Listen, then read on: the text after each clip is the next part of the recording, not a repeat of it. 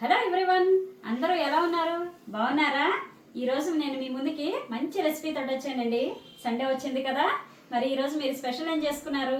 ఈరోజు నేనైతే మంచి రెసిపీ చూపించిపోతున్నానండి నేను మీకు. అదేనండి, మీరు అడిగిన దొండకాయ కాయకాయ కూర అడిగారు కదా, అది చేయబోతున్నాను. మరి అది ఎలా చేయాలో వచ్చేయండి చూసేద్దాం.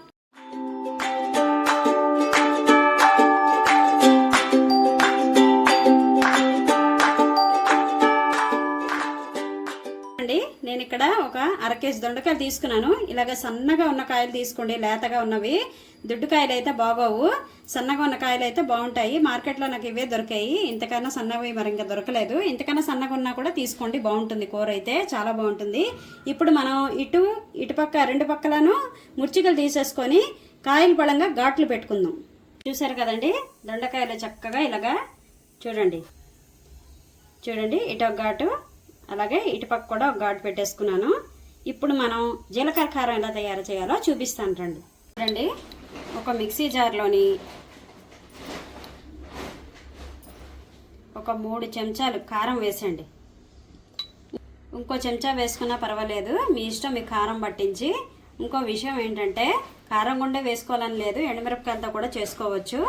ఎండుమిరపకాయలతో అయితే కారం ఎక్కువ అయిపోతుందని నేను కారం పొడి వేసుకుంటున్నాను, 3 మ్యాంగో కారం పొడి. అలాగే 1 టేబుల్ స్పూను జీలకర్ర వేసేసుకోండి. అలాగే ఒక చెంచా ఇంగువ వేసేసుకోండి. రుచికి సరిపడా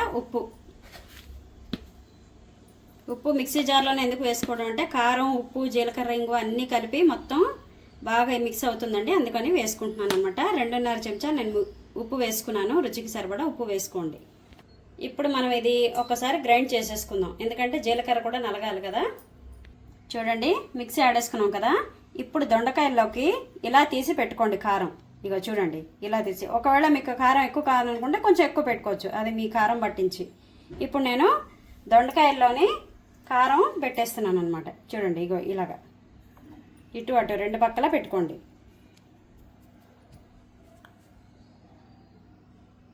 చూడండి, దొండకాయల్లోని చక్కగా కారం పెట్టేశానండి. చూడండి, 1 కేజీ కాయలకి నేను ఏదైతే చూపించానో కారం, 1 కేజీ కాయలకి ఆ కారం అంతా పట్టేసిందండి. ఇప్పుడు మనం దీన్ని కుక్కర్లో వేసేసుకుందాం.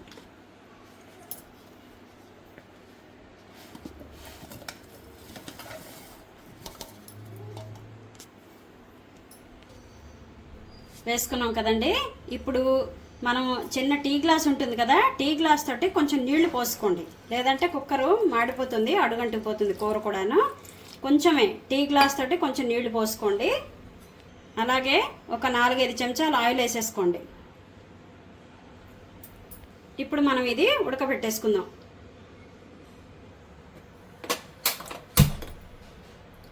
చూసారు కదండి, పొయ్యి మీద పెట్టేసి స్టవ్ వెలిగించేసుకున్నాను. మీడియం మంటల్లోనే పెట్టండి, హై పెట్టద్దు, మాడిపోతుంది కూర. దీనికి 2 విజిల్స్ వస్తే చాలండి. 2 విజిల్ వచ్చిన తర్వాత ఆఫ్ చేసేయండి. చూడండి, 2 విజిల్స్ వచ్చాయి. 2 విజిల్స్ వచ్చేయండి. నేను ఇప్పుడు స్టవ్ ఆఫ్ చేసాను.